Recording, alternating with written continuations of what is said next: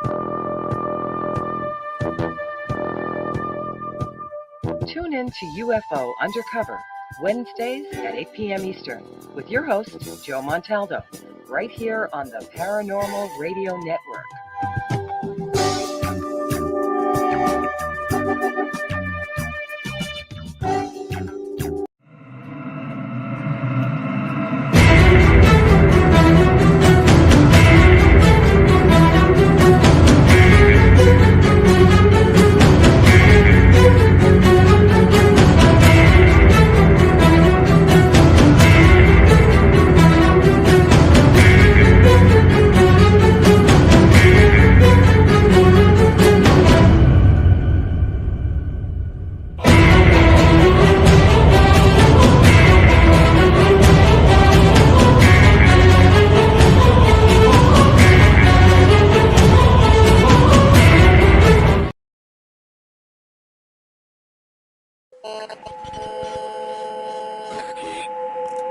What's out there?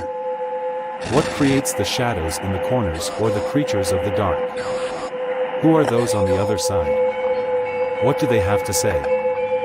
This is the Gateway Podcast. This is not your normal style of paranormal talk radio. Brought to you live from United Public Radio Network, 107.7 FM New Orleans.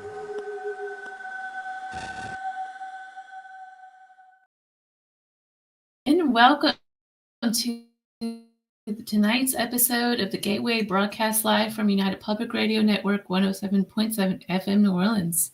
I'm your host, C.L. Thomas. Howdy, everyone. I hope everyone is having a good time out there. You were just listening to Sean Kelly's Into the Night show.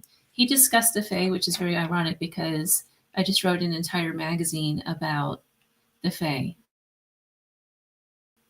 I mean, you just can't make this stuff up, right? If you missed the show, you can find a rerun on YouTube channel. Also, it's recorded on my YouTube channel too. In Vegas tonight, the weather is nice. I've been walking every single night outdoors.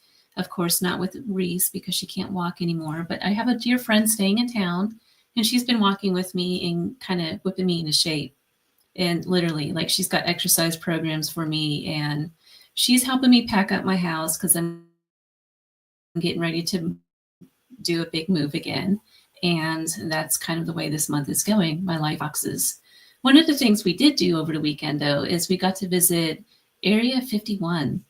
Have any of you out there been to Area 51 yet? So we didn't go in it, of course. So we hike around it. There's a perimeter, and it's BML land, so you can totally do this. Outside of Rachel, Nevada, there's a dirt road, and there's 6 of them. Each one of them will go all the way up to the gate, and most of it is BML land. There are sections you just got to kind of watch. It's very interesting. It's kind of scary. I am sad to report, though, that someone actually stole the black mailbox. And for those that don't know, the black mailbox is where we leave messages in for the aliens. But you can't do that right now because somebody stole it. Some other news I just mentioned that I just wrote a magazine. It's out. You can actually buy it. It's out. We just put it out. So after a break, I kind of regrouped with some people and discussed the direction to go with Eerie Expeditions. And we are kind of moving in a different direction. We are leaving the paranormal world and going in a little bit of a different direction. So in this issue, we are discussing the fairy realms across the world. It's fairies in Japan, fairies in Hawaii, fairies in Ireland. They're everywhere. When I first started this, I really thought that the Fae was something that only the Irish and England people have, but that's not the case. So after a lot of work, we've actually got it together and it's out. And by the way, when I say that we're leaving the paranormal world, what I kind of mean by that is we're leaving the mainstream paranormal. So that means no paracons and television shows and things like that. We're completely moving away from all the celebrity world. So I just want to put that out there. My guest tonight is a friend that I met a few years ago, and I just love her. So it was a pretty not very great time in my life when I met her, and I reached out to her about working with the Archangel Michael. She is an angel intuitive and life coach and founder of Angel Chatter, and tonight she's joining me to discuss intuition and spirit guides. Christine, welcome to the show. Hello. I am so happy to see Are you you again. there? Can you hear me? I can. Can I you hear can't me? hear you. Can you hear me now? Yes. There was a little bit of a lag there, so it was silent. Yes. I was laughing. How are you doing? It's been a I'm minute. doing great. And in fact, Angel Chatter is going to the wayside. You're moving. I am also moving on. All of my, because we're talking about intuition, all of my guides, I started out a lot working only with the angels, as you know. And since then, it's just blown up. Yes. And I channel Mary Magdalene. I've channeled a lot of people's relatives that they didn't even know they had. White Buffalo Woman. I've actually done a few aliens. It's just so out there. So I realized I was kind of hiding behind the angelic realm. I kind of got that little wing slack, and it was about 2 years ago. The wing slap. Yeah, you like that, huh? It was about 2 years Yeah. ago. I knew I was going to shift and change, but I wasn't really sure how yet. And I immediately got the name. But being human, of course, this is intuition. You guess and you overthink it. And no, it can't be that easy. And I went through, I don't know, maybe a half a dozen other business names. And I came back to the original name, and I'm going into, I'm calling it Mare La Vie, the magical life. And it's going, wow. I am so juiced up about it. In fact, I'm getting rid of a lot of my Angel Chatter products. So a little plug, we are having a mystery box sacred aromatherapy sale right now because I sold out a lot of individual things. So I will, based on my intuition and what you need, pull from what I have, and you can get a half dozen or a dozen. So I'm super excited about that. We only have maybe 6 or 7 dozen left, which may not sound like a lot, or it may sound like a lot, but it's not much left. So there are big changes in tap for all of us right now if we want to step into it.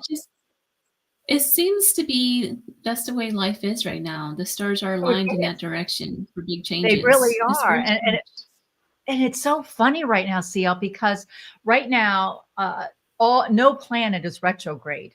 So it's like you don't have excuse not to do something like, oh, Mercury's in retrograde, I can't do, or Luna's doing this, I can't. Nobody's retrograding. So right now it's full steam ahead. And all that's being asked of all of us is a commitment to ourselves. So you're improving your health. You're doing another big move someplace. Cool, I'm sure. You're shifting your business. So all of these things really have been lining up for the last 2 or 3 years, but now is like kind of like the big reveal. And that's. I think it's a good thing, though. I'm a little sad about all the changes, but I'm also very excited. So it can be it can be kind of sad, but when we look beyond that sadness and give gratitude for what it held for us at that moment. Like I never thought I would leave Angel Chatter behind because that was my baby, and my eldest daughter gave me the name and gave me the logo. How was I ever going to leave that? Well, I am. And she's like, thank you. You know what, though? For those that don't know, Christine, she actually channeled this beautiful Angel Chatter Oracle cards. They're just so gorgeous. Are you going to still have those available, or are those going by the wayside too? Nope. They're here. They just happen to be called Angel Chatter because the angels do indeed chat with us. But they're not going anywhere. I'm still looking for that primo publisher to go, oh my gosh, these are really amazing because they're unique and because they're powerful in their simplicity. So they'll still be there, but a lot of other things that were very tied up with all of Angel Chatter are going. So the aromatherapy line, like I said, is disappearing, but coming out with a much more tightly curated, another aromatherapy line, completely new scents. Excuse me, still using the empowering sigils. So they're still going to have superpowers. And what's really cool is I've shared a couple of photos with no label on it with a couple of friends. And what do you think? Oh my gosh, I feel so protected. I feel so, this is so relaxed. And I'm looking at the label and I'm like, that's cool. That was the protection one. So even the energy's transmitting without even the whole thing being put together. So I am a little sad Angel Chatter's leaving, but I processed that grief. And now I am just like, I am so excited about what's in store next. But I think it's going to be a lot of good things for sure. I think so. So the topic tonight, I got this idea because I just went through some things with somebody else in the paranormal field, and there's a lot of ugliness kind of going around right now. And there's a lot of people that say that they're channeling angels, they're channeling this, they're channeling that. But I feel like there's no discernment going on to what they're actually speaking about. So yes, I want to discuss. Yeah, bring it on. Bring it on, baby. Discernment. I want to discuss tonight discernment and spirit guides, because here's one thing that I hear a lot, and it's happened to me. People will throw away, well, they'll throw around. I'm not talking well tonight, and I really apologize. I think it's because I'm really excited to talk to you. But I always hear, like, people will say, my angel told me to do this, or my spirit guide told me to leave this group, or do this or do that. And then somebody will always get hurt in a process from this, but yet they back it up by saying, my angel told me to say this, or my angel told me to do that. So like it's like you said earlier, you're kind of hiding behind. Exactly. So here comes out the little pen. So here's the deal. Our guides and our angels, yeah, you know me. They're not going to tell us to do anything unless our life is in danger. They're not going to go, don't go down that dark alley. Well, first of all, you still can, because guess what? We are human. And as humans, we have something they don't, which is free will. Now, I love what you said about discernment, is that they use, and I've had some students and clients, well, my guardian angel said blah, blah, blah, blah. And I called them, I'm like, you know what? I think you're not wanting to take responsibility here. And you're using your guide as a scapegoat. It's like when I was a teenager, my mom said, if you're ever in a situation and you don't want to do something, just blame it on me. You just say, oh, my mom won't let me. You know, and it was just like, I'm not supposed to take out mom and put in guardian angel. Oh, my guardian angel won't let me. Well, you know, that doesn't go too far in the real world. It's about understanding the message you get, whatever it is, processing it and making it yours, and asking. I am a big person of asking why. Why don't you want me to do this? Why do you want me to do this? And one of the things our guides, the real guides, not the make-believe ones, the real guides, they're not going to give you information that belittles you, demeans you, and keep you small. Now, they're also not going to give you these illusions of grandeur. Oh my God, CL, you're the best thing in the world. Since sliced bread, you have to be on Oprah. You've got to be, that's illusions of grandeur. Now, that's not to say that you're not destined for that. But people that have that egoic mindset that they're just these amazing people tend to have a little bit of that ego trip. It's the real, and this is from my experience, from all the different mentors and teachers and the people you and I have talked about. It's the people that have that, the true genuineness about them, have an imposter syndrome. And because they have such a deep desire to be of service, they want to get it right. Where those that think, oh, my guardian angel said I can do this and this, and they are on another little realm of something else.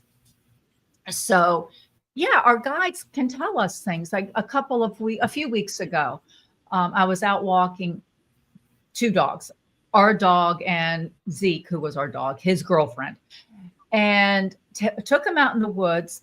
And I heard what I thought was an owl, but it wasn't an owl I was familiar with.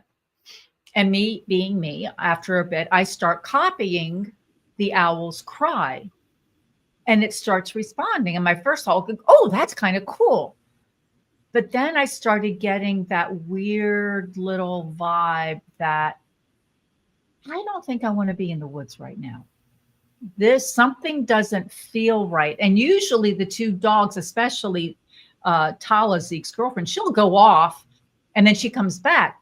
Neither one was leaving my side. So combining my intuition of this isn't feeling right at this moment, and the dogs breaking their protocol of wandering around and doing zoomies and crazies and staying close to me. I said, you know what, guys, that's it. Turn around. We're going home. They're like, we're on it.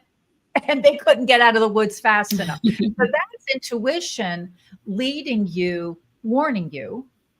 I could have kept going and I could have been perfectly safe, but I wasn't comfortable anymore. And I go in the woods all the time. You know, that's where I've met White Buffalo Woman. There's a whole enslaved camp that I've set a portal up. So those that are ready, they can leave and they know who I am, because I actually met my contact, oh gosh, like over 20 years ago when I lived in Massachusetts, but she actually lived here. That's another story. I've met a cyclops. Yes, I did just say a cyclops. A cyclops. Wow.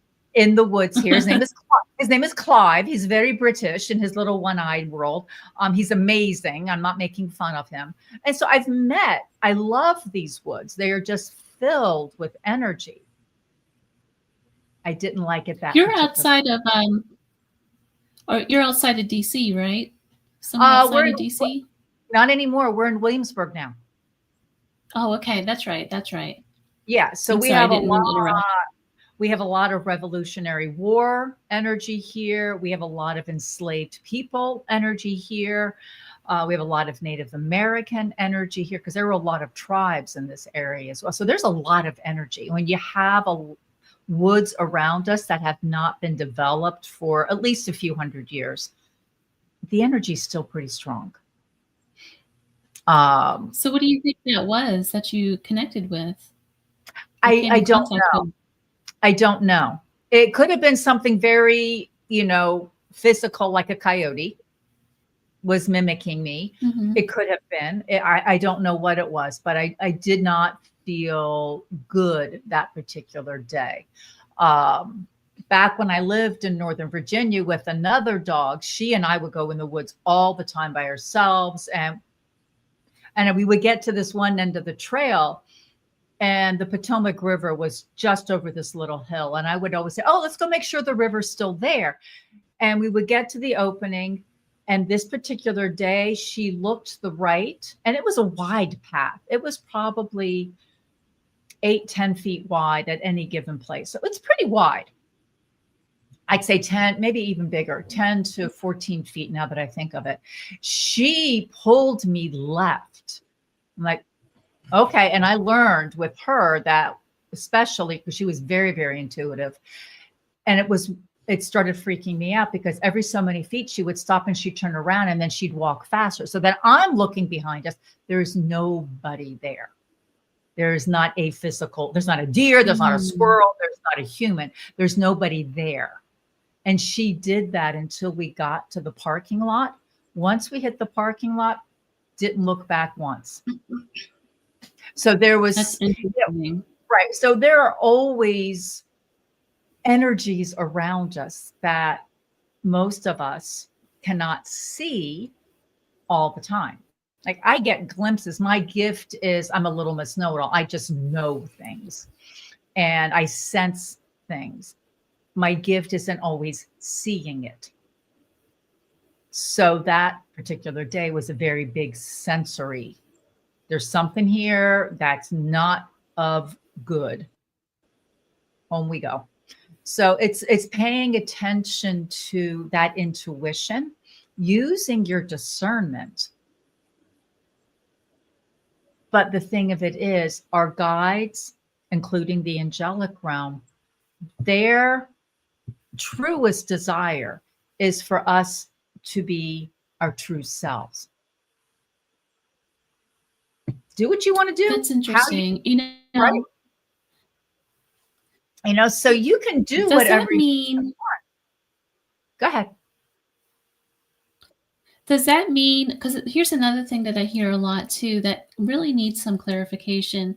When we're talking about spirit guides, particularly ones that are in the limelight a lot, like Archangel Michael, Raphael, there's a bunch of them. Sure. Does that mean when somebody projects that that's their angel, does that create like a gateway to where nobody else can reach this angel? Or is this, because there's some people out there that they set themselves up on, I don't want to say a pedestal, but they kind of set themselves up in a way that they're the only ones that can contact these angels. And I used to feel like this. I remember talking to you about this way back in the day. Well, you know what my thoughts are on that. So those that don't, my thoughts on this is because they're pure energy. They are pure energy. Now, there are angels that will come into human form, and I have met a few of them in person. Those are fabulous stories. But because they're pure, and I talk to Michael all the time. Does that mean nobody else can? No. First of all, who do I think I am to have, the only I'm the only one that has access to Michael? That's just stupid. That's like saying only you have access to God or goddess. That's just stupid. So are there people that have a tighter connection to certain energies? Absolutely, because just like there are some people that are better than math, thank you very much, than others. There are other people that are better at cooking or sewing or writing or theatrical than others. It's part of your talent. It's part of your gift. I don't know if I've talked with you since. I now also channel light language. Am I the only person in the world that channels light language? No. There are countless other people, because those that walk, and this is getting kind of woo-woo, and I don't like using this language usually, but people understand it. Those that walk and more in that pure light. So let me back up. We have the third dimension, which is very physical, very egoic based. It's very fear based. It's bigotry. It's racism. It's competition. It's comparison. It's judgment. That's third dimension. Then we have the fourth, which is people are becoming aware of the world beyond them. They're getting more spiritual. And this, unfortunately, is where a lot of people will stop. They'll get that spiritual superiority. Well, I talked to Michael. Well, good for you. That's good for you. I'm very glad. But guess what? You're not the only one. Or that's when there'll be a lot of conspiracy theories, because they start expanding. But also at that time, because they're expanding, they're not as grounded. They can't be connected easily and be able to function in the human world. And then from the fifth dimension and beyond, it just gets better and better. You understand that everything really is connected, that there isn't a competition. In fact, I've declared this the collaboration era. So I'm having it's nothing's on it yet, so don't go scrambling over there. But on my website, I am promoting I am promoting other businesses because I think they're fabulous. Now, I will say I get 10% one time of whatever business they get from me as a thank you. And likewise, they send me business, I will give them 10%. But it's collaboration. That's when you get into a higher level of spirituality. And you understand. And when you get into that, your intuition expands more than you can possibly conceive. And you're able to articulate it of what you see and what you feel without kind of sounding like the village idiot. And you're comfortable being different because you know you are, because you know everybody is unique and perfectly imperfect, which includes. It's interesting that it's interesting that you brought up. Did you say that people are more grounded when they're able to discern between? Mm-hmm. I'm thinking about the woman who started the cult. She said she was God. Do you know her? She died a few years ago, just over COVID, but she started, she said she was God, and it started this whole cult. And there's a documentary that just came out with it. It's called Love is One. And I guess she was like drinking a lot, and they had a commune. Yeah, and anyways, it got really kind of weird. Yeah, I'm not here to say you have to have a sober life or you have to eat only vegetarian or vegan or you can never have chocolate, because I cannot imagine a world without chocolate. So that's a personal preference. So to go around and say you were Marie Antoinette in a past life, I'll say, yay for you. What are you going to do with it? It doesn't. So when you're when you are in a high, so if you think of Gandhi, did Gandhi walk around and say he was a messenger of God, or Mother Teresa? No, they just went about and did their stuff. You become more humble versus you don't want a cult. Yeshua didn't want a cult. He professed love. Ironically, that's the platform I stand on. You don't have to go around preaching.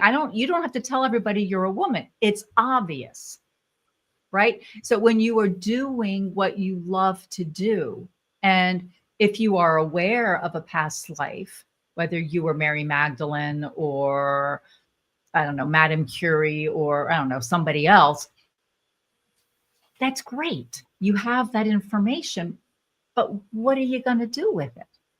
I have a great aunt who swears that we are related to Mary of Teck, King Edward, I don't know, King Edward, King George V's consort.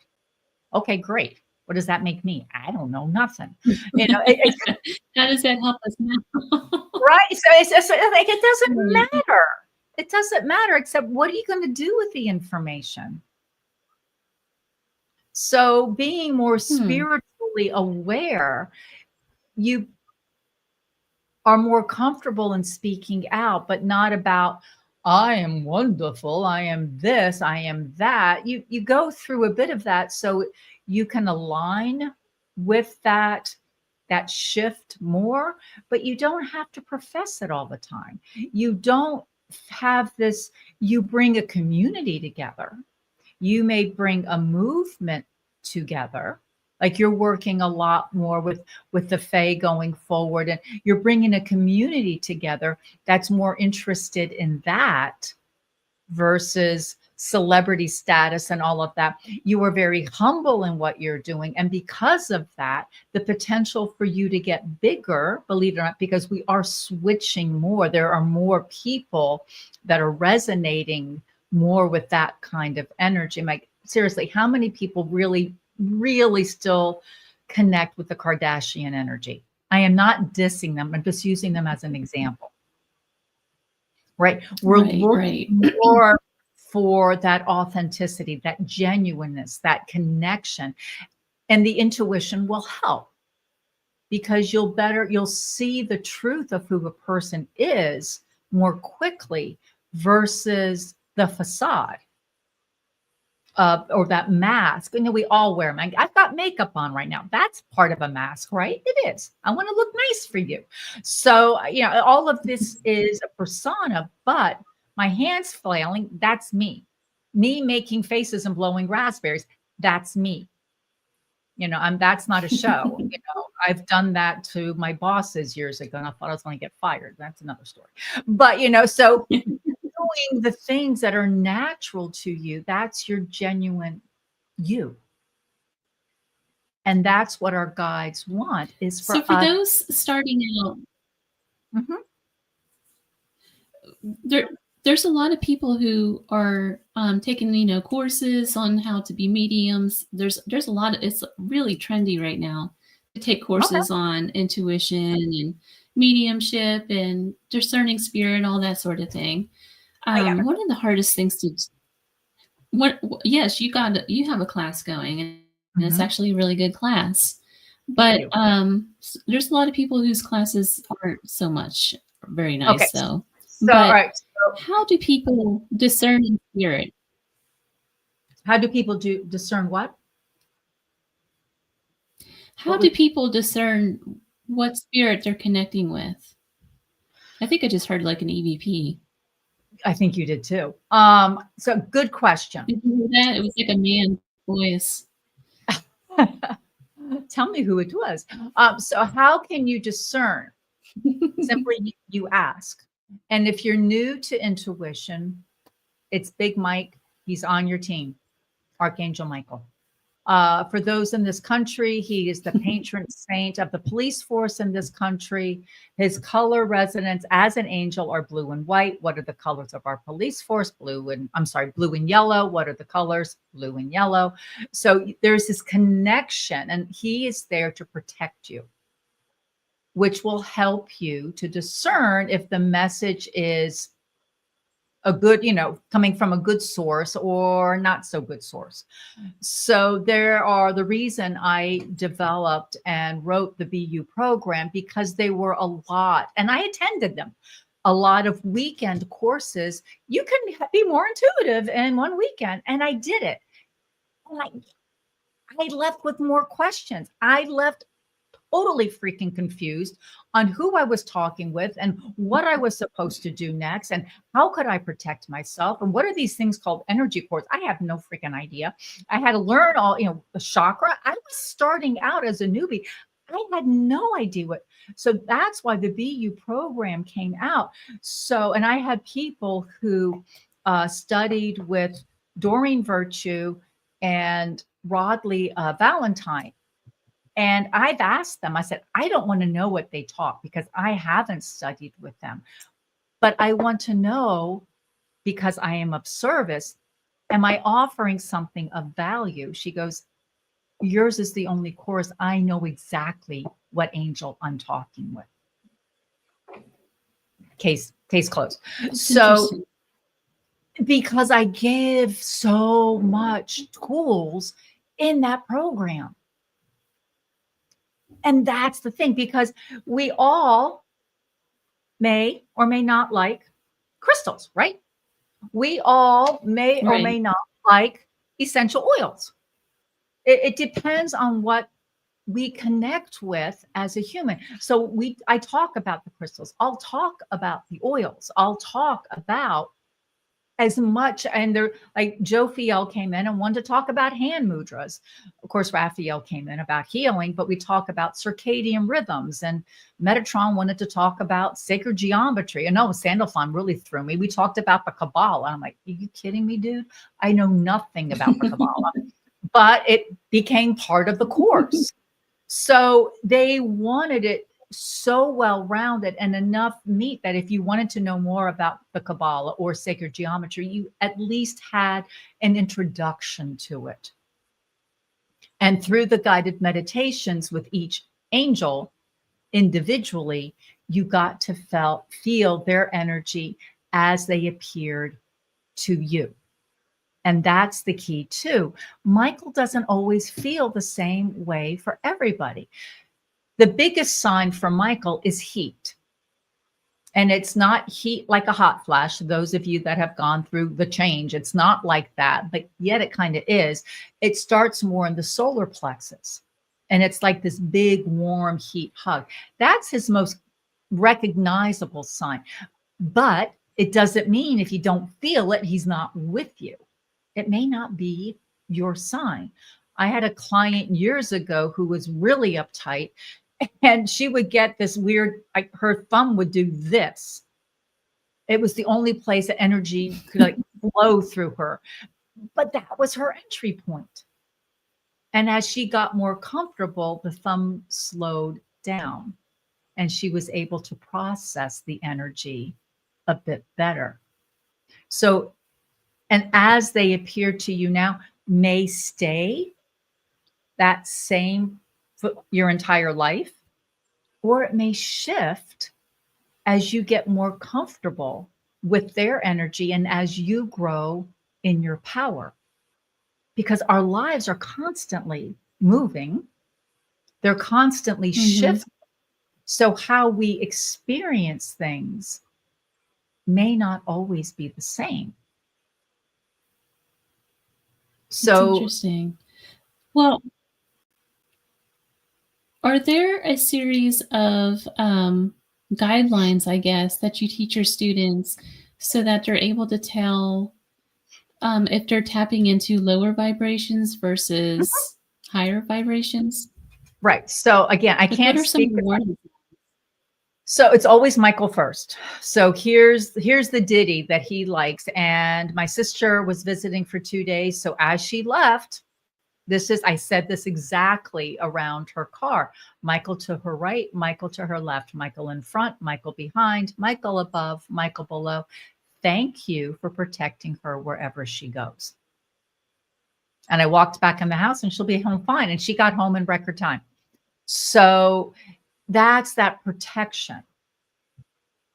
Always super important. So for the course, the BU program, I always start with Michael first. We've been talking about him a lot tonight.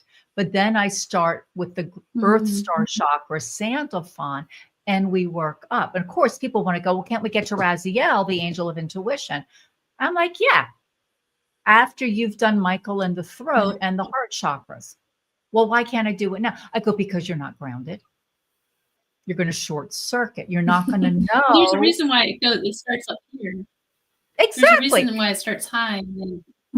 Right. So by being grounded, you're getting more comfortable in your humanness, and you are allowing your sacral, your solar, your heart, your etheric heart, your throat chakras to expand and really understand what they are.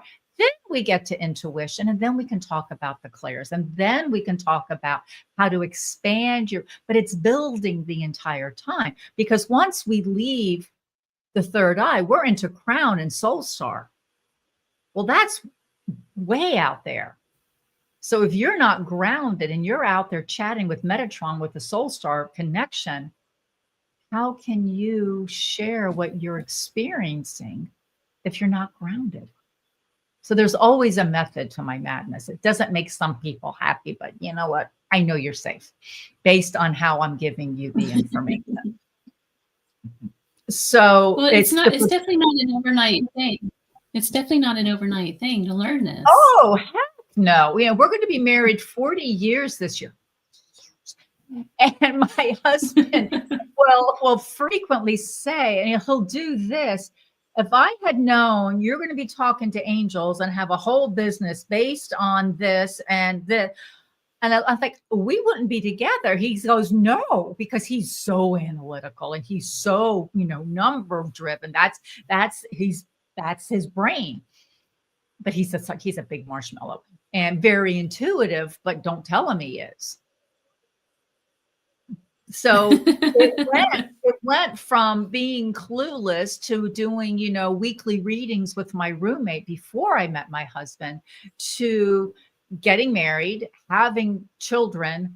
And it wasn't until our daughters, because we have 2 girls, our daughters were teenagers. They go, Mom, what are you going to do with the rest of your life? Because we're not living with you the rest of our lives. I went, wait, what? So that's when I went, what am I going to do? And they all went, thank God she's going to finally start paying attention to us. And I looped back to what was always interesting. So it was this big, huge, long circle. But since, the angels entered, and like I shared earlier, it just keeps expanding. And I'm excited to see who I get to channel next. It's a game. And it's a game I look forward to. So it never ends, but I've become more comfortable and not arguing when somebody or something wants to talk through me. A few years ago, and I don't think I've shared this one publicly, and it's because it sounds very like, I said, okay, I haven't, and it was a phone, and she's been with me for a long time. And I said, okay, I have an energy coming in that wants to, she goes, bring it on. I'm like, okay. And I could tell it was big. It was just real. And I was nervous. I'm like, I don't know. And the voice came out, and I'm talking to her. I finished, and she got quiet, and she goes, was that who I think it was? I said, I don't know. Who do you think it was? She goes, I think that was God. I'm like, yeah, I don't know. Who am I to say I channeled God? But I'm like, okay. But I could tell there was a different cadence in my voice, and my voice actually changed when that energy came through. So, because usually when I channel, I check out, I'm aware of certain things and I can see, but I don't know what's coming out of my mouth. I can't filter it. So it's a very humbling experience. And I just keep saying, yes, please, more, please. Cindy says, that's awesome. Thank you, Cindy. Yeah, it was pretty crazy. I'm not going to lie. So a lot of people, I feel like a lot of people miss this too. A lot of this, like you said, it's not about being put on a pedestal and becoming a celebrity and being the one that channels Archangel Michael or whatever it is. It's more about your personal life, isn't it? And also about kind of helping others and leading others with a message. Right. It's definitely a work-life balance. So if you want to call intuition work for a moment, you can. It's about the balance, because I had a friend years ago who was extremely intuitive. And to put it lightly, she was a hot mess. She was ungrounded. She wasn't doing hygiene. She could not function. And she eventually had a mental breakdown because she wasn't grounded. And she was having some horrific and, on the other end of the spectrum, amazing experiences, but she couldn't function. And I pulled back a little bit when I witnessed her. I'm like, I'm not doing that nonsense. But she's probably one of the reasons that when I work with students that want to expand them, I am anal about the protection and all of that. Because if there's light, there's dark. Mm-hmm. If there's up, there's down. So, there are lower energies. I've dealt with them. They're not pretty. I don't go looking for them. If they come around, I deal with them and I'm fine. But for those that aren't equipped, it could get very bad. And pretty quickly too. So it's being of service. Yeah, I have a business. Yes, I love having our beautiful home. I like having We love art. We do like to travel. That requires money. So I have a business. I don't do it for free. I give a lot away for free that I don't talk about. Right. Right. So I know what I'm doing. I know I have a balance. It's for me, it's not about the greed. It's not about the fame and fortune. They keep telling me, so I'm like, okay, yeah, fine, whatever, make it happen. I'm here to affect, inspire, and empower millions. Like, all right, whatever. Make it happen. How that happens, I don't know. You know, whatever is happening, it's been taking its sweet old time. So it's fine. It's doing what it needs to do. And I just keep showing up. I've thought about walking away from it. We had our family, everybody in my immediate family had major health issues in 2023. It was not a good year. And after that, I'm like, you know what? Chunk it. I'm done. And they're like, yeah, no, sorry, back here. So here we are still. But I love what I do. I really do. So it's helping. What I love doing, using my intuition, is helping my clients, helping my students, helping the customers remember who they are. So they can get rid of the ego and step more into their intuition and be curious and grow. Are you still doing the retreats? Which ones? The weekends? Yes. Yeah, private weekends. Yeah. Yeah, they're fabulous. For students out there who are new to all this, I've been in this for a while and trying to find my way, and stuff makes sense one minute and then you learn something else or experience something else, and it kind of changes as I grow. How can a student just fresh out who's trying to build their intuition, because everybody has a little bit of intuition. That's Absolutely. what I believe. Absolutely. How do they go about discerning who to learn from versus somebody else? Picking a teacher. It's finding a teacher that, one, will speak your language, that will be there for you. I've had teachers, I've had coaches that once they had the money, I was like, nah, so what? Good luck. It's finding somebody who is not full of themselves. You look to them as the leader, the teacher. In fact, I have a student that she has been calling me teacher, actually pretty much forever. It's her nickname for me. And she means that as a term of endearment. Or at least I hope she does. So it's finding somebody that basically you resonate with. You don't feel bullied into working with them or studying under them. And you ask questions. And if they take the time to answer the questions, that's a good teacher. If you ask a question, they say, well, just go to the website. That's really not someone who's going to be there for you. So if they say that they're going to charge you X amount of dollars for answering a question, that's not a really good teacher. No, if it goes into the confines of a reading, that's a different story. Like I was doing them really regularly for a bit. But I'm back to on Wednesdays in my Facebook group. I'll be doing Wisdom Wednesday and doing channeling and one card reading for whoever shows up. And it's my gift to the Facebook group. So you can have things like that. I had a woman for years that, well, when's my love going to show up? And I was like,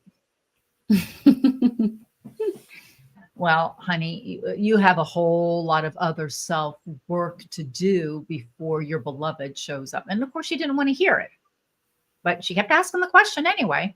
And then I finally said, you know what? You need to have a private session with me so we can go into this deeper. And I pretty much haven't heard from her since.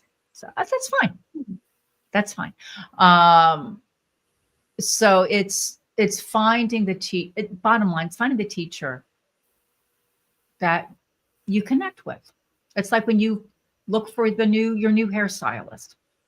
Do you like them? Do they listen to you? Finding your new doctor, your favorite store, you find the place where you feel comfortable, where you fit in. Is it a community? Is there a community building? Are they supportive? It's just all of those things. So like for the BU program, I meet with that Facebook group twice a month. We do a live. They can show up or not. We can discuss the course specifically or not, or I'll riff on the energy of the moment and how they can use different tools to help them. Sometimes I'll do a guided meditation. Sometimes I'll do a light language channeling. That will depend on who shows up and the energy that's present at that moment. And of course, what questions they have. I had another question that came up on one of the feeds, and it was, and I hear this a lot too, when someone says that they feel stuck, how do they become unstuck? Ooh, that's a good one. That's a real good one. Kind of off topic, but it's okay. It's a great question. And this may sound like a glib, off the cuff. Well, it is an off the cuff answer, but it's to back off. Back off. When we really try, we're trying. What we're doing is we're closing the funnel. I'm trying to increase my intuition, and you hear the voice. It gets tense, and if you're tense, nothing can flow. And you're always trying, and trying is always in the future. So if you're stuck, look at your self-talk. So here's Coach Chris coming out. Look at your self-talk. What do you have ruminating in your head? What are the questions you're asking in frustration? Usually, why does this always happen to me? Well, the universe answers every question we ask literally. So if we're saying, why can't I get unstuck? Or why can't I get ahead? Or why can't I figure this out? The universe says, oh, okay, well, you're going to keep being stuck because that's the question you asked. It doesn't interpret, which is why then I developed ask formations. It's taking those frustrating questions and why is it so easy to find a solution for this? Or why is it so easy for me to expand my intuition? Why is it so easy to find the teacher that I'm meant to work with now, or mentor, or whatever? Why is it so easy to become healthier? You mentioned that earlier on, how your friend got you on a new regime. So when we ask that question, we're more aware of that question because we're now verbally saying it. We're asking it to be easy. And then we will then become more aware of the answers the universe pretty much has been putting in our path the whole time. But because we're so tense and tight and trying to be being control freaks, we don't see what's been in front of us the whole time. So how to get unstuck depends what the situation is. But it's always like, I have one of my clients, she's working on her business right now. And she's like, she did a complete pivot, and it's a beautiful thing. And she wants to get it right. And she's kind of stressing out over it, the whole thing. and I'm like, and she's like, because she's a mentee, so she can have access to me all the time. And I said, you just have to walk away from this right now. And she's like, wait, what? I said, just walk away. Go walk around outside. Just get away from it because you're forcing it and it's not going to happen in the energy you're in right now. It's just not. Walk away, come back, journal about it if you really have to, and then allow a different solution to come forward. Because obviously, because one of my beliefs is if it's really difficult, and you keep butting your head against the brick wall, you're going in the right direction, but that particular path or tactic isn't the right one for you. So pull back, step back, see the larger picture, and the other path may be right here, where you were button heads right there. Sometimes it can be a subtle shift. Sometimes it's going a whole lot deeper. And that doesn't always mean that you're just giving up on your dreams or anything either. Absolutely not. Backing off does not mean you're giving up on your dreams. It just step away from it for a few minutes or a couple of days or a couple of weeks. Come back to it. Because when we get in that tense moment, we've lost a little bit also of why we want to do it. And our whys are so important. Like, why do I want to inspire and empower millions? And call me silly. I want to see people happy. It's that simple for me. I just want everybody to be happy. I am not exaggerating. I am not kidding. When the house I grew up in, we had a hedge of privet bushes on the side. I had ferreted it out and I made my own little hole in there. And I would sit in there and pray for world peace. Seriously, what child the bushes and prays for world peace? So that's one of my things. I'm not kidding. I did. Don't laugh at me. But I just want people to be happy because when we are being true to ourselves, we will stop the comparison of what others are doing and look like, or who they're with, or how much money they're making, or what kind of house they're in, because we know we are happy in that log cabin in the Yukon or a McMansion, wherever you want to be living, or by the sea. It doesn't matter, because you're living life as you desire. And that's what gets me excited. Chris, it's always nice talking to you. Thank you so much for being on the show again tonight. You're so welcome. I can't believe it's an hour already. I know. It goes by so fast. But you mentioned that you're doing a new business. What business is it, if you don't mind me asking? I don't mind you asking at all.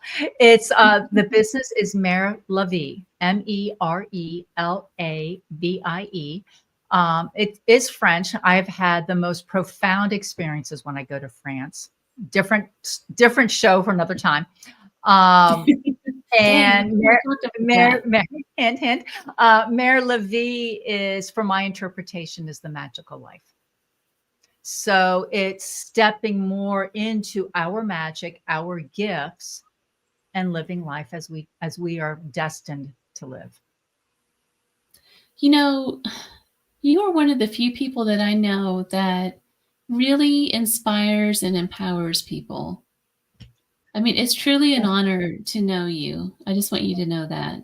There's not too many people that I've met from the paranormal that I could say that about. And you're just one of those people. I mean, you just shine so bright, and you just empower people and inspire people. You're just such an inspiration, and I just really appreciate that.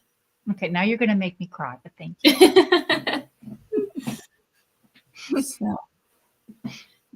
Thank you so much. I love you, and thank you for having me on.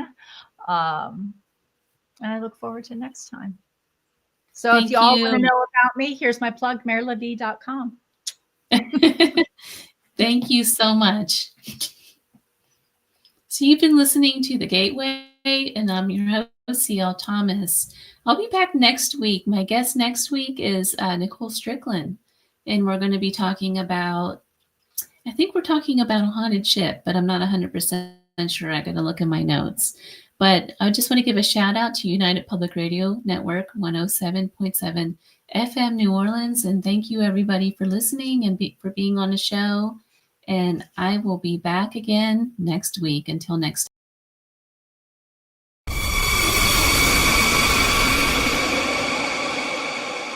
Are you ready to explore the unknown? Dive into the world of the strange, mysterious, and unexplained with Eerie Expeditions magazine. Each issue is packed with spine-tingling tales, cutting-edge paranormal investigations, and exclusive insights into hauntings, cryptids, UFOs, and more. Whether you're a seasoned investigator or just love a good ghost story, Eerie Expeditions magazine has something for you. Join our growing community of truth seekers and adventure lovers. Subscribe today at EerieExpeditionsMagazine.com and unlock the secrets of the supernatural. Are you ready? That's EerieExpeditionsMagazine.com, where the extraordinary is just a click away. Dare to discover.